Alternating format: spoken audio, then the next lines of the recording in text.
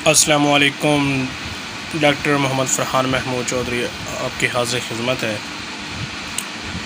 आज जो मैं वीडियो लेके आया हूँ वो काफ़ी इंफॉर्मेटिव वीडियो है, क्योंकि बरसात सावन का महीना ख़त्म होने वाला है और आगे अगस्त महीना चल रहा है।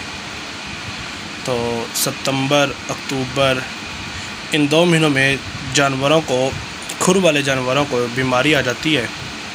इनमें ज़्यादातर गाय, भैंस ज़्यादातर ये आ जाती हैं।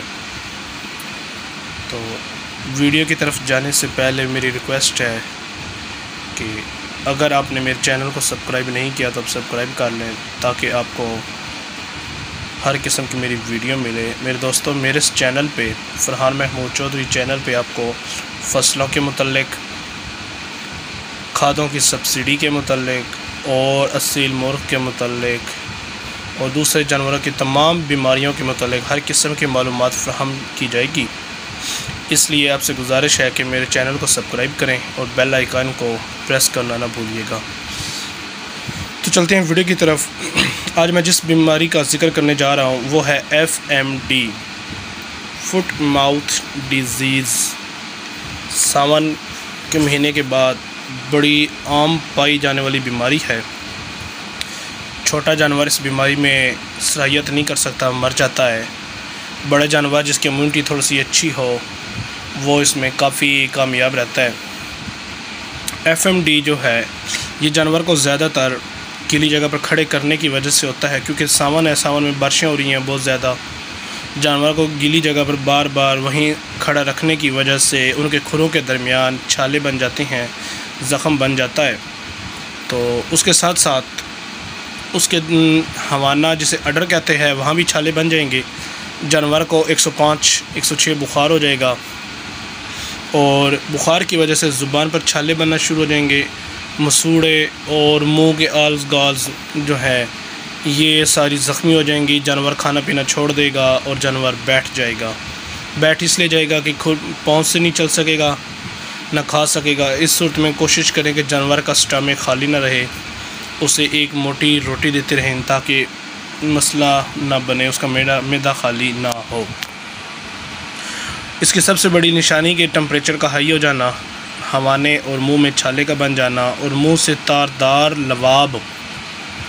जैसे इंसेमिनेशन में जानवर तारें करता है, FMD में भी जानवर मुंह से लवाबदार तार गिराता रहेगा, गर्म तवार।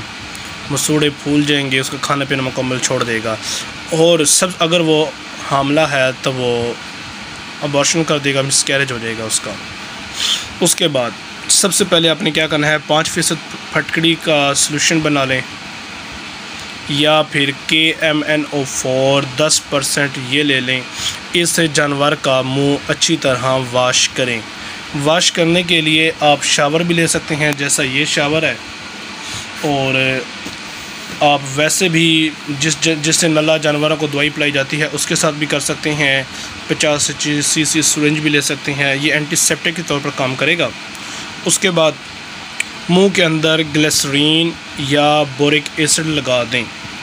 बुखार को ख़त्म करने के लिए अच्छा सा एंटीपायरेटिक इंजेक्शन लगाएं, जैसे सोमो जेल है, ये मुंह में लगा दें। और डिक्लोफेनिक सोडियम, मैं तो ज़्यादातर डिक्लोफेनिक सोडियम को इस्तेमाल करता हूँ। बाकी ड्रग ऑफ चॉइस हर एक की अपनी अपनी अलग होती है, लेकिन डिक्लोफेनिक सोडियम जो अच्छा है, डिक्लोरान के नाम से, तो ये काफ़ी अच्छा और काफ़ी अफादियत वाला इंजेक्शन है, ये लगाएं। इंशाअल्लाह ताला इससे जानवर को काफ़ी ज़्यादा अफाका मिलेगा। और अगर बुखार ना टूट रहा हो तो सेरीफ्लॉक्स ये आपने इंजेक्शन उसको देना है। सेरीफ्लॉक्स के साथ साथ पेन किलर, कीटोप्रूफन एक अच्छा पेन किलर है, ये नॉन स्टेरॉइड है। और गाय, भैंस, भेड़, बकरियां जो हैं, इनमें दर्द की शिद्दत को कम करने के लिए इस्तेमाल किया जाता है। बेहतर है कि डिक्लोफेनिक लगाया जाए उस हिसाब की डोज से, क्योंकि डिक्लोफेनिक सोडियम भी पेन किलर भी काम करेगा, एनाल्जेसिक भी काम करेगा।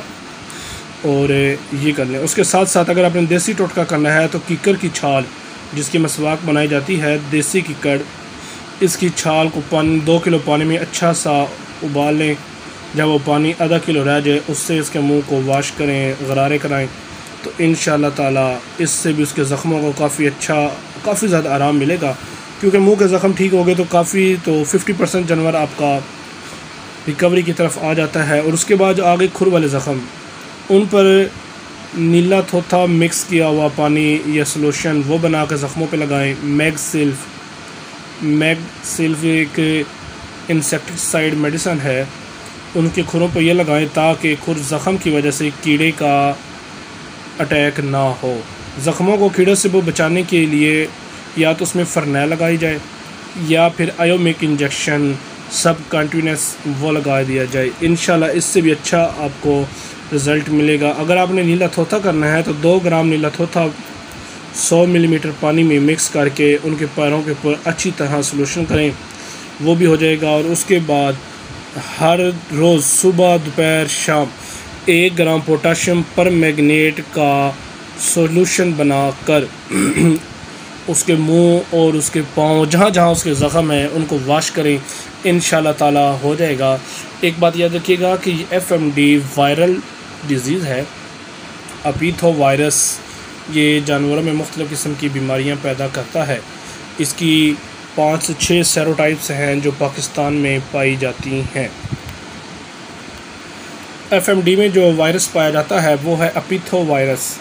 इसकी 5 से 6 सेरोटाइप पाई जाती हैं। A, O, C ये ज़्यादातर पाकिस्तान में पाई जाती हैं। इसमें ज़्यादातर एमोक्सिसिलिन, ऑक्सीटेट्रासाइक्लिन और विटामिन ADX या ADA3 ये भी काफ़ी अच्छा इसमें रिज़ल्ट देता है। अगर आपने इंजेक्शन, मैंने आपको इसमें देसी तरीका भी बताया है, और इंजेक्शन का अगर आप समझते हैं कि आपका जानवर कमज़ोर हो गया है, पानी की कमी हो रही है, तो उसको डेक्स्ट्रोज़ दें और साथ में जानवर की इम्यूनिटी को कोशिश करें कि उसकी इम्यून सिस्टम ज़्यादा से ज़्यादा मजबूत हो। उसके लिए आपने आधा किलो घी देसी ले लें तो वेल एंड गुड, नहीं तो कश्मीर घी, आधा किलो कश्मीर घी, आधा दर्जन अंडे छिलकों समेत ये मिक्स करके जानवर को दे दें। ये तवानाई या इम्यूनिटी को बढ़ाने का सबसे सस्ता और जल्दी और तेज़ तरीन कुलिया है। उसके साथ अगर आपकी जेब इजाज़त दे और आप इंजेक्शन वाली साइड पर आना चाहते हैं, और आपकी जेब इजाज़त देती है, तो पेनबायोटिक ये ले लें, ड्यूरालिन ले लें, कॉलीमॉक्सी या सेरिफ्लॉक्स ये ले लें, और नवाकाक काफ़ी इंजेक्शन महंगा है, लेकिन ये तीनों इंजेक्शन बहुत ज़्यादा इफ़ेक्टिव होते हैं। दुआओं में याद रखिएगा। डॉक्टर फरहान महमूद चौधरी। अल्लाह हाफ़िज़। जानवर आपका रिज़्क़ है, इसको रिज़्क़ के तौर पर इस्तेमाल करें। देसी टोटके और इंग्लिश या मेडिसन ये आपको इसलिए बताए जाते हैं कि किसी जानवर की इम्यूनिटी सिस्टम कमज़ोर होता है और किसी जानवर का इम्यूनिटी सिस्टम काफ़ी हाई होता है, उसको देसी टोने किए जाए तो वो उससे काफ़ी ज़्यादा सेहतमंद हो जाता है। और कुछ जानवर इतने कमज़ोर होते हैं, उनका इम्यूनिटी सिस्टम इतना कमज़ोर होता है कि उनको इंजेक्शन के सिवा और कुछ भी नहीं किया जा सकता। दुआ में याद रखना। अल्लाह हाफ़िज़।